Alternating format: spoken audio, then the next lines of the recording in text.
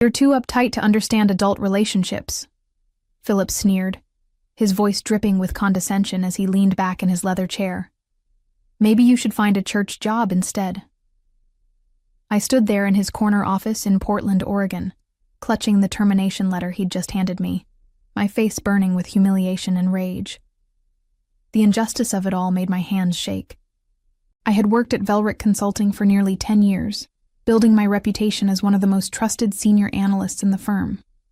I had helped Philip Barrett climb the corporate ladder, covered for his mistakes, and made him look good in front of clients countless times. And this was how he repaid my loyalty. My name is Jenna McAllister, and I'm 34 years old. For the past decade, I've been the backbone of operations at one of Portland's most prestigious consulting firms. I specialized in financial strategy and client relations, and I was damn good at my job. My colleagues respected me, clients trusted me, and I had built something I was genuinely proud of. Or at least I thought I had. The morning had started like any other Wednesday in October. I arrived at the office at 7:30 a.m., reviewed the quarterly reports, and prepared for our weekly client strategy meeting. Everything seemed normal, until Philip called me into his office with that familiar smirk that always meant trouble. I should have known something was coming when he closed the door behind me and gestured for me to sit down. "Jenna, we need to discuss your future here," he had said, his tone suddenly formal and cold. I felt my stomach drop. "Is there a problem with my work?" "It's not about your work performance," Philip replied, shuffling papers on his desk without making eye contact. "It's about your attitude, your refusal to be a team player." I knew exactly what he was referring to. 2 days earlier, he had asked me to lie about his whereabouts during a crucial client dinner. He wanted me to tell Walter Goodwin, our biggest client, that Philip had been with me discussing strategy when he was actually at a hotel with Walter's wife, Christine. I had refused point blank. I told him I wouldn't compromise my integrity or risk the firm's relationship with our most important client. Philip's jaw had tightened when I said no, but I thought that would be the end of it. I was wrong. Now, sitting in his office with a termination letter in my hands, I realized just how vindictive he could be. The letter cited failure to maintain professional standards and inability to work collaboratively. It was all corporate speak for refusing to cover up his affair. As I stared at Philip's smug expression, something cold and calculating settled in my chest. He thought he could destroy my career to protect his secrets. He was about to learn how wrong he was. The path that led to this moment had been building for months. Philip Barrett was a charismatic man in his early 40s, the kind of person who could charm his way into any room and make everyone feel like his best friend. When I first started working directly under him 5 years ago, I admired his confidence and business acumen. He seemed like someone who could teach me the finer points of client management and strategic consulting. What I didn't realize was that Philip's charm was a carefully constructed mask that hid his true nature. Over the years, I had watched him manipulate colleagues, take credit for other people's work, and bend the truth whenever it suited his purposes. I told myself that this was just the way business worked at the highest levels, that I needed to learn to navigate these gray areas if I wanted to succeed. The first red flag should have been his treatment of his wife, Margaret. She was a lovely woman who occasionally attended company events, always perfectly polished and gracious. But I noticed how Philip spoke about her when she wasn't around. The casual dismissiveness, the way he rolled his eyes when she called during work hours. He made jokes about being tied down and frequently stayed late at the office for client meetings that I knew weren't on his calendar. My relationship with Walter Goodwin had developed independently of Philip. Walter was a real estate mogul who had built an empire from nothing, and he valued honesty and straightforward communication above all else. When Philip first introduced us 3 years ago, Walter and I had clicked immediately. He appreciated my direct approach and my ability to cut through corporate nonsense to get to the heart of financial matters. "Jenna always tells me the truth," Walter often said during meetings. "That's why I trust her judgment." This trust had made me invaluable to the firm. Walter's company, Goodwin Properties, represented nearly 40% of our annual revenue. His projects were complex and lucrative, requiring careful financial modeling and strategic planning. Over time, Walter began requesting that I be present at all major meetings, and he often called me directly when he had questions about our proposals. Philip initially seemed pleased with my relationship with Walter, but I began to notice a shift in his attitude over the past year. He started making snide comments about my special relationship with our client, suggesting that I was overstepping my bounds. He began excluding me from certain meetings and tried to limit my direct contact with Walter. I thought this was just professional jealousy until I discovered the real reason behind Philip's behavior. 3 months ago, I accidentally walked in on him and Christine Goodwin in the conference room after hours. They sprang apart like guilty teenagers, and Christine quickly excused herself while Philip tried to play it off as a business discussion. That was when I realized that Philip's sudden interest in managing the Goodwin account personally had nothing to do with business strategy, and everything to do with his desire to continue his affair with Walter's wife. The breaking point came exactly 1 week before my termination. Philip had been growing increasingly reckless with his affair, and I found myself in the uncomfortable position of having to cover for his absences and mysterious meetings. He seemed to think that my loyalty to the firm meant I would automatically protect his secrets, no matter how dangerous they became. On that Tuesday afternoon, Walter called the office looking for Philip. He needed to discuss an urgent issue with a property acquisition that required immediate attention. Philip was supposed to be in the office, but I knew he was actually at the downtown Marriott with Christine because I had seen his calendar request for a private client meeting at a location that didn't match any of our actual clients. "Is Philip available?" Walter asked when I picked up the phone. "I need to go over these financing terms before the deadline tomorrow." I hesitated for a moment, feeling the weight of the decision. I could lie and say Philip was in another meeting, or I could tell Walter the truth and potentially expose the affair. Instead, I chose a middle path. "He's out of the office on a client matter," I said carefully. "But I can review the financing terms with you and have him call you first thing tomorrow morning." Walter seemed satisfied with this arrangement, and we spent an hour going over the complex details of the acquisition. I made detailed notes and promised to brief Philip as soon as he returned. When Philip finally came back to the office at 5 p.m., his hair slightly disheveled and his tie loosened, I could smell Christine's perfume on his jacket. "Walter needs to speak with you urgently about the Morrison property acquisition," I told him, handing over my notes. Philip's face went pale as he realized how close he had come to being caught. "What did you tell him?" "That you were out on a client matter," I replied evenly. He stared at me for a long moment, and I could see the wheels turning in his head. He was calculating how much I knew, and how much of a threat I posed to his carefully constructed double life. "Good," he said finally. "That's exactly what you should have said." But I could see the suspicion in his eyes, the growing realization that I was no longer the naive analyst who would blindly follow his lead. 2 days later, he called me into his office and made his request explicit. "If Walter asks where I was during the Henderson dinner tomorrow night, tell him I was with you working on the quarterly projections." The Henderson dinner was a major networking event that Philip was supposed to attend. Instead, I knew he planned to meet Christine at her friend's cabin outside the city while Walter was out of town on business. "I won't lie for you, Philip," I said quietly, especially not to Walter. His expression hardened. "I'm not asking you to lie. I'm telling you what's best for the firm. What's best for the firm is maintaining our integrity with our biggest client." That was the moment I sealed my fate, though I didn't realize it at the time. Philip's mask slipped completely, and I saw the cold calculation beneath his charming exterior.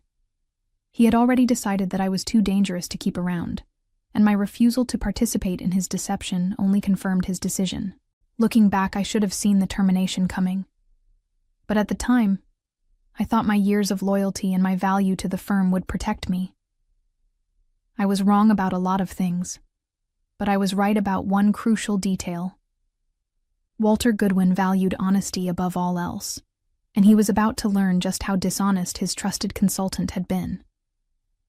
The morning after my termination, I woke up in my downtown Portland apartment with a strange sense of clarity. For the first time in months, I didn't feel the constant knot of anxiety in my stomach that had become my daily companion. Philip thought he had destroyed me, but he had actually set me free. I made coffee and sat at my kitchen table, staring out at the Columbia River as I planned my next move. The termination letter sat in front of me, along with the box of personal items I had packed from my office. But hidden beneath my desk calendar and coffee mug was something Philip didn't know about. A USB drive containing copies of every email, calendar entry, and document that had crossed my desk in the past 6 months. As Walter Goodwin's primary point of contact, I had been copied on countless communications that Philip probably forgot existed. Travel receipts for hotel stays that coincided with Christine's spa weekends, calendar invites for strategy sessions that never appeared on any official client schedule, even expense reports for dinners at romantic restaurants that Walter certainly hadn't attended. I had started collecting this information 3 months ago, not because I planned to use it, but because I had a growing sense that Philip's recklessness would eventually catch up with him. My background in financial analysis had taught me to always maintain detailed records, and my instincts told me that Philip's affair was heading toward disaster. Now, as I scrolled through the files on my laptop, I began to see a pattern that was even more damaging than I had initially realized. Philip hadn't just been having an affair. He had been using company resources and client funds to facilitate his relationship with Christine. Hotel rooms charged to the Goodwin account. Expensive dinners billed as client entertainment. Even a weekend trip to Napa Valley that appeared on Walter's invoice as a strategic planning retreat.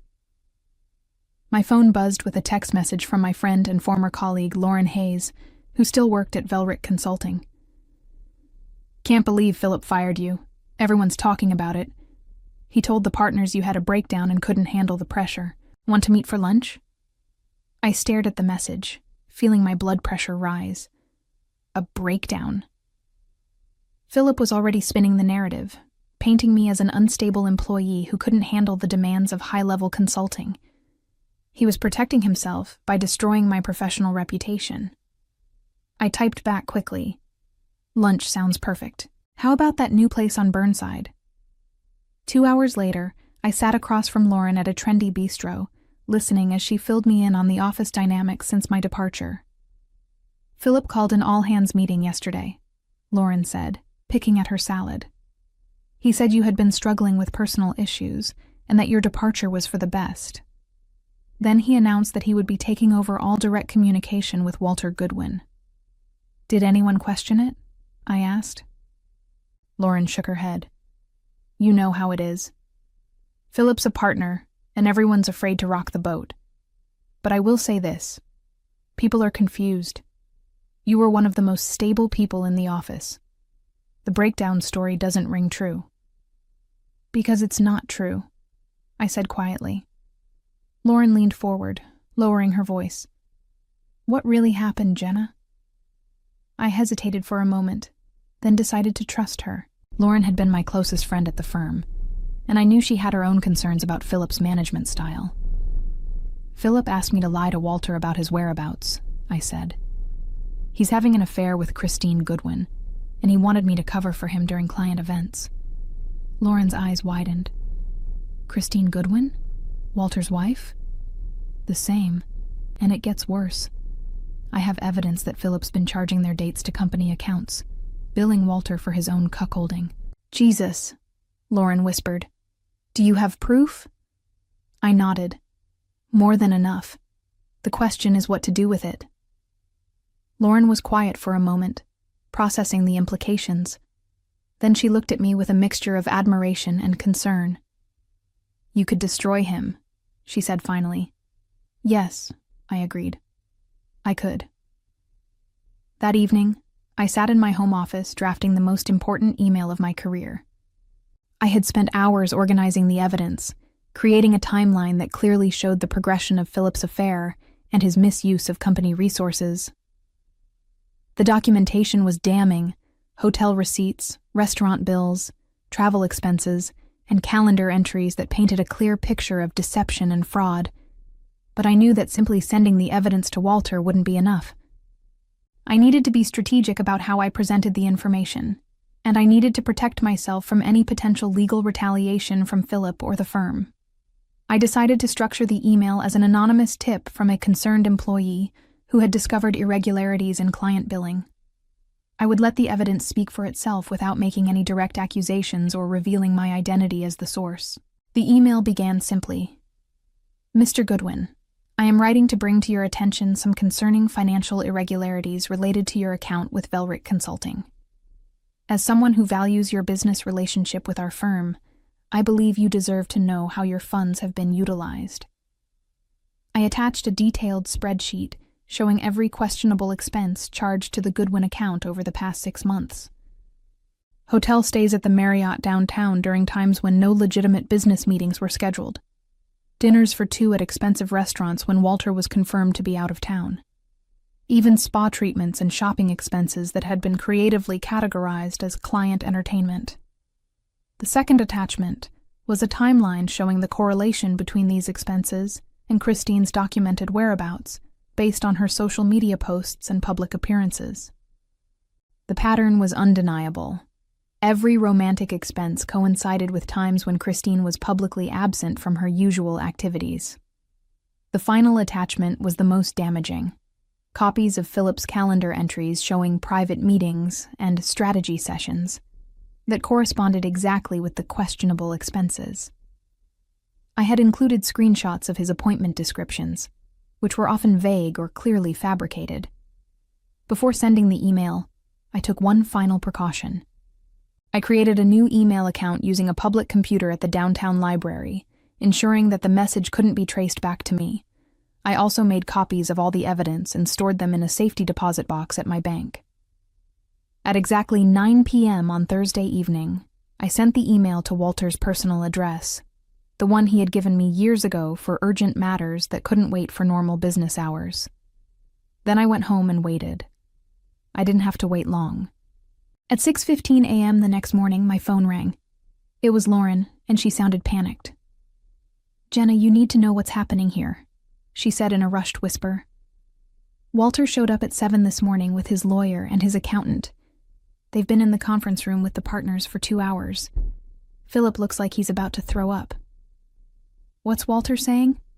I asked, though I already knew. "I don't know the details, but I heard raised voices. Walter was shouting something about betrayal and fraud. The partners have been scrambling, trying to figure out what's going on." I felt a surge of satisfaction mixed with nervous energy. My plan was working, but I knew the real test would come in the next few hours. "Lauren, I need you to keep me updated," I said. "But be careful. Don't let anyone know you're talking to me." "Of course," she replied. "But Jenna, I have to ask. Did you send Walter something?" I paused. Let's just say that the truth has a way of coming to light. After hanging up, I realized there was no going back now. I had set events in motion that would either vindicate me completely or destroy what remained of my professional reputation. But as I thought about Philip's smug expression when he fired me, I knew I had made the right choice. By noon that Friday, the situation at Velric Consulting had escalated beyond anything I could have imagined. Lauren called me every hour with updates, each more dramatic than the last. "Walter's not just angry," she reported during her lunch break. "He's talking about pulling all his business and filing criminal charges. The partners are in full panic mode." According to Lauren, Walter had arrived at the office that morning, armed with a full forensic analysis of the evidence I had provided. His accountant had cross-referenced every expense with legitimate business activities and found a pattern of systematic fraud spanning 6 months. "The numbers are staggering," Lauren whispered into the phone. "We're talking about over $50,000 in fraudulent charges. Philip used company credit cards to fund his entire affair." But the financial fraud was only part of Walter's fury. The personal betrayal cut even deeper. Walter had considered Philip a trusted friend and advisor, someone he had welcomed into his home and included in family gatherings. Learning that Philip had been sleeping with his wife while billing him for the privilege was a humiliation that went far beyond mere business misconduct. "Philip tried to deny everything at first," Lauren continued, "but Walter had copies of hotel security footage, credit card receipts, even Christine's confession from this morning. That detail surprised me. Christine confessed?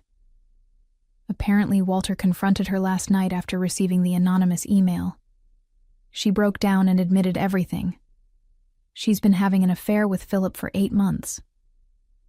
I felt a complex mixture of emotions: satisfaction that the truth was finally out, sympathy for Walter's pain, and a grudging respect for Christine's decision to come clean rather than continue the deception. The afternoon brought even more dramatic developments. Lauren texted me at 3 p.m. Emergency partners meeting. Philip's been suspended pending investigation. An hour later. Walter's demanding Philip's immediate termination. Partners are trying to negotiate. By 5 p.m., the final blow had fallen. Lauren called me with the news I had been waiting for. Philip's been fired, she said, barely able to contain her excitement. Terminated for cause. No severance, no references, and the firm is considering legal action to recover the stolen funds. I sat in stunned silence for a moment, processing the speed and completeness of Philip's downfall. Less than 24 hours ago, he had been a powerful partner at one of Portland's most prestigious consulting firms. Now he was unemployed, disgraced, and facing potential criminal charges. There's more, Lauren added. Walter specifically asked about you during the meeting. He wanted to know if you were available to return to the firm. My heart raced. What did the partners say? They're terrified of losing Walter's business completely. He made it clear that your termination was one of the reasons he lost confidence in the firm's judgment. He said, and I quote, "Jenna McAllister was the only person in this place who maintained professional standards." The irony was almost overwhelming. Philip had fired me to protect his secrets, but my termination had actually accelerated his downfall. By removing the one person who might have convinced him to end his affair quietly, Philip had ensured that his deception would eventually be exposed in the most damaging way possible. Are they offering me my job back? I asked. Better than that, Lauren replied. Walter's insisting that any future relationship with the firm must include your direct involvement in all his accounts. The partners are prepared to offer you a senior partnership track to keep him happy. I leaned back in my chair, feeling a sense of vindication that was almost overwhelming. Philip had tried to destroy my career, but instead, he had inadvertently positioned me for the biggest promotion of my professional life. As I hung up the phone, I realized that my revenge was complete. But more importantly, I had learned something valuable about the power of truth and the importance of maintaining my integrity, even when it seemed costly in the short term. Monday morning arrived with the crisp clarity of a Portland autumn day, and I walked into the offices of Velrit Consulting for the first time in 5 days, feeling like a completely different person. The receptionist, Maria, looked up in surprise as I entered the marble-clad lobby. "Jenna, I heard you were... we didn't expect to see you back so soon," she stammered. "Change of plans," I replied with a smile that felt genuine for the first time in weeks. The elevator ride to the 15th floor gave me a moment to center myself. When the doors opened, I could see the entire office buzzing with nervous energy. Conversations stopped mid-sentence as I walked past, and I caught glimpses of hurried whispers and meaningful glances between colleagues. Lauren appeared at my elbow almost immediately. "The partners are waiting for you in the main conference room," she said, grinning broadly. "Walter's been here since 8 a.m. As we walked down the hallway, I noticed that Philip's corner office was dark, his nameplate already removed from the door. The speed of his erasure from the firm was almost breathtaking. "How are you feeling?" Lauren asked quietly. "Vindicated," I replied honestly, "and ready to get back to work." The conference room was packed with the firm's senior partners, their faces a mixture of embarrassment and desperate hope. Walter sat at the head of the table, looking older than I remembered, but with a determined set to his jaw that I recognized from our most challenging negotiations. He stood as I entered, extending his hand with a warmth that had been absent from our recent interactions. "Jenna," he said simply, I owe you an apology and an explanation." "Neither is necessary, Mr. Goodwin," I replied. "I'm just glad the truth came out." "The truth," he repeated, shaking his head. "I trusted the wrong person and doubted the right one. That won't happen again." Managing partner Catherine Wells cleared her throat nervously. "Jenna, we'd like to discuss your return to the firm under new terms. Given the circumstances of your departure and Mr. Goodwin's specific requirements for future collaboration, we're prepared to offer you a position as Senior Vice President with a partnership track." I looked around the room at the faces of people who had stood by silently while Philip destroyed my reputation just days earlier. The irony of their sudden enthusiasm for my talents wasn't lost on me. "Before we discuss my return," I said calmly, "I'd like to understand what happened to Philip." Catherine's face tightened slightly. "Mr. Barrett's employment was terminated for cause on Friday afternoon. The firm is conducting a full audit of his client accounts and considering legal action to recover misappropriated funds." Walter leaned forward. "Philip stole from me, Jenna. Used my money to pay for hotels and dinners while he was sleeping with my wife. But worse than that, he destroyed my trust in this entire organization by firing the one person who could have prevented this disaster." I could see the pain behind his anger, the personal betrayal that went far beyond the financial fraud. Walter had built his business empire on relationships and trust, and Philip had violated both. "Christine and I are separated," Walter continued quietly. "She's moved out of the house and we're filing for divorce. But she did tell me something interesting before she left." He paused, studying my face carefully. "She said Philip was obsessed with getting you out of the picture. Apparently, he was convinced that you suspected the affair and were planning to expose him. He told her that firing you was a preemptive strike to protect their relationship." The revelation hit me like a physical blow. Philip hadn't just fired me to cover his tracks. He had been actively paranoid about my potential threat to his affair. My professional competence and relationship with Walter had made me a target long before I had any real knowledge of his deception. "So, he created the very situation he was trying to avoid," I said. "Exactly," Walter replied with a grim smile. "By firing you, he guaranteed that you would eventually discover his fraud and have every motivation to expose it. Philip always was too clever for his own good." Catherine jumped back into the conversation. "Which brings us to your future with the firm. Walter has made it clear that any continued relationship between Goodwin Properties and Velrick Consulting must include your direct oversight of all accounts." I looked directly at Walter. "And what exactly are you proposing?" "That you become my primary point of contact for all consulting services," he replied, "with the authority to approve or reject any recommendations from other firm members. Essentially, you would be running a division focused entirely on my company's needs." The offer was more than generous. It was transformative. Philip had intended to destroy my career, but instead he had positioned me for the kind of advancement that normally took decades to achieve. As I looked around the conference room at the expectant faces of Portland's most powerful consultants, all waiting for my decision, I realized that my revenge was complete. Philip was disgraced and unemployed, while I was being offered his position and more. But the sweetest part of my victory wasn't the professional advancement. It was the knowledge that integrity and truth had ultimately prevailed over manipulation and deceit. "I accept," I said simply, and watched as relief flooded through the room like a wave. The path forward stretched ahead of me, bright with possibility, and built on the solid foundation of trust I had spent years establishing with Walter and other clients.